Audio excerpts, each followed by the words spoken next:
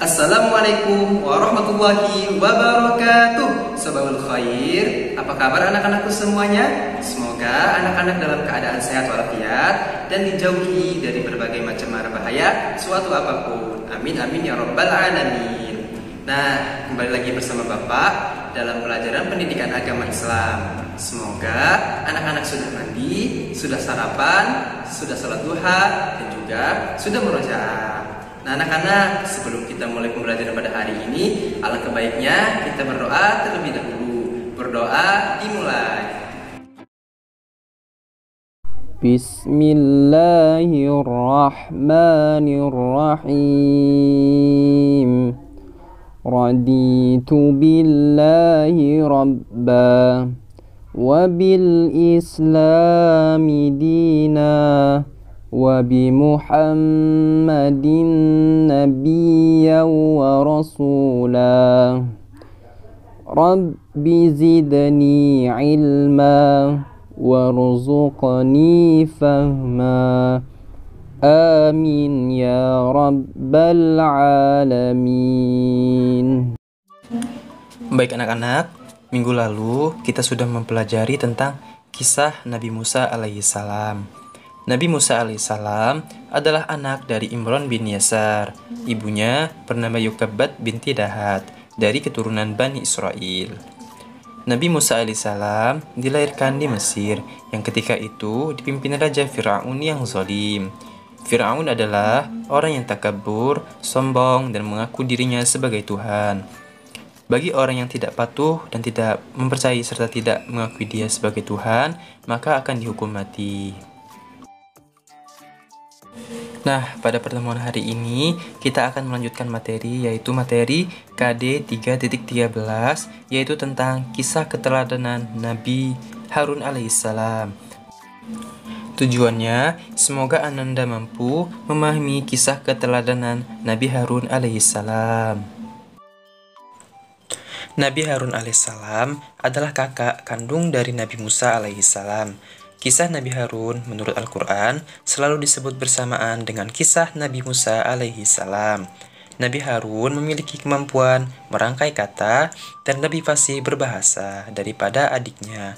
Karena itu, Nabi Musa memohon kepada Allah untuk mengutus Nabi Harun untuk mendampingnya dalam melawan Fir'aun. Setelah Nabi Harun dan Nabi Musa berhasil mengeluarkan kaumnya dari Mesir, kini tibalah saatnya Nabi Musa untuk menerima wahyu lagi dari Allah Subhanahu wa Ta'ala. Nabi Musa memerintahkan Nabi Harun agar menjaga umatnya jangan sampai mereka menjadi tersesat. Nabi Musa lalu pergi ke Bukit Sinai untuk berkhulwat dan berpuasa selama 40 hari. Di atas bukit itu, Nabi Musa kemudian memohon kepada Allah Subhanahu wa Ta'ala, "Ya Tuhan, dapatkah aku melihat Engkau?" Allah Subhanahu wa Ta'ala berfirman, "Engkau tidak akan sanggup melihatku, tetapi coba lihatlah bukit itu. Jika tetap berdiri tegak di tempatnya, maka kau akan dapat melihatku." Lalu Nabi Musa menoleh ke arah bukit atau gunung yang dimaksud. Seketika gunung yang dilihat hancur, lalu masuk ke dalam perut bumi. Nabi Musa terkejut, seluruh tubuhnya gemetaran, dan ia jatuh pingsan. Setelah sadar, beliau bertasbih memohon ampun. "Maha besar Engkau Tuhan semesta alam, ampunilah aku dan terimalah tobatku, dan aku akan menjadi orang pertama yang beriman kepadamu." Selanjutnya, Allah Subhanahu wa Ta'ala menurunkan kitab Taurat yang berupa potongan batu, yang di dalamnya tertulis pedoman hidup dan penuntun beribadah. Ketika Nabi Musa turun dari Bukit Sinai, ia sungguh terkejut, kaumnya ternyata telah tersesat. Mereka berpesta dan menyembah patung anak sapi yang seluruhnya terbuat dari emas. Nabi Musa segera menegur saudaranya, yaitu Nabi Harun, yang telah dititipi agar menjaga umatnya. Nabi Harun berkata bahwa ia telah memperingatkan mereka, namun mereka tidak mendengarkan. Mereka menganggap Nabi Harun adalah orang yang lemah. Setelah Setelah diselidiki, ternyata orang yang bernama Samiri yang mengajak kaum Nabi Musa untuk membuat patung anak sapi dan menyembahnya. Nabi Musa sangat marah sehingga Samiri diusir dan tidak boleh ada orang yang berbicara dengannya. Samiri juga dikutuk jika ia disentuh atau menyentuh manusia, maka ia akan terkena demam dan sakit. Itulah siksaan di dunia. Adapun nanti di akhirat, Samiri akan dimasukkan ke dalam neraka. Kemudian, Nabi Musa memerintahkan kaumnya yang telah tersesat menyembah patung anak sapi untuk segera bertaubat kepada Allah Subhanahu wa Ta'ala dengan taubat yang sebenarnya. 70 orang di antara kaumnya diajak ke Bukit Sinai untuk memohon ampun mewakili kaumnya yang berdosa. Setibanya di atas bukit, datanglah awan tebal yang menutupi seluruh Bukit Sinai. Nabi Musa dan kaumnya masuk ke dalam awan itu, dan mereka segera bersujud. Ketika bersujud, mereka mendengar percakapan Nabi Musa dengan Tuhannya. Pada saat itulah timbul keinginan di benak mereka untuk melihat Allah Subhanahu wa Ta'ala. Setelah Nabi Musa selesai berbicara dengan Allah Subhanahu wa Ta'ala, mereka berkata kepada Nabi Musa, "Kami tidak akan beriman kepadamu sebelum kami dapat melihat Allah dengan terang dan nyata." Sebagai jawaban atas kelancangan mereka, Allah Subhanahu wa Ta'ala menurunkan petir yang menyambar dan merenggut nyawa mereka sekaligus.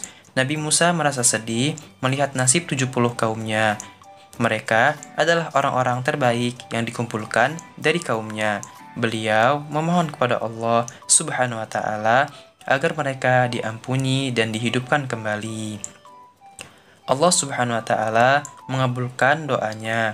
70 orang yang sudah mati dihidupkan kembali. Nabi Musa kemudian menyuruh mereka berjanji untuk berpegang teguh dengan kitab Taurat sebagai pedoman hidup. Nabi Musa juga mengingatkan kaumnya untuk selalu melaksanakan perintah Allah dan menjauhi segala larangannya. Demikianlah kisah Nabi Harun dan Nabi Musa dalam menghadapi kaumnya yang sesat, menyembah patung anak sapi.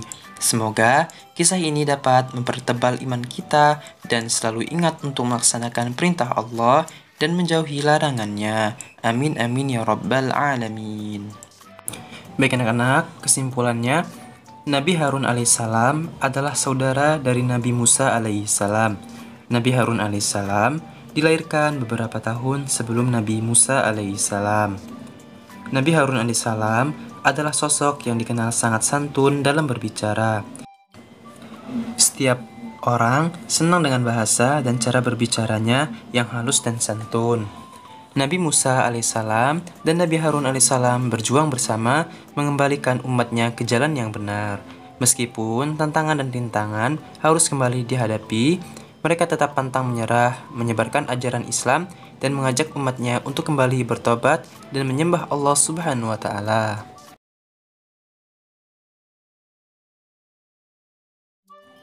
Nah, itulah dia materi kita pada pertemuan hari ini. Semoga Ananda dapat memahami kisah tersebut. Tetap jaga kesehatan dan sampai jumpa di pertemuan selanjutnya. Bapak akhiri, wassalamualaikum warahmatullahi wabarakatuh.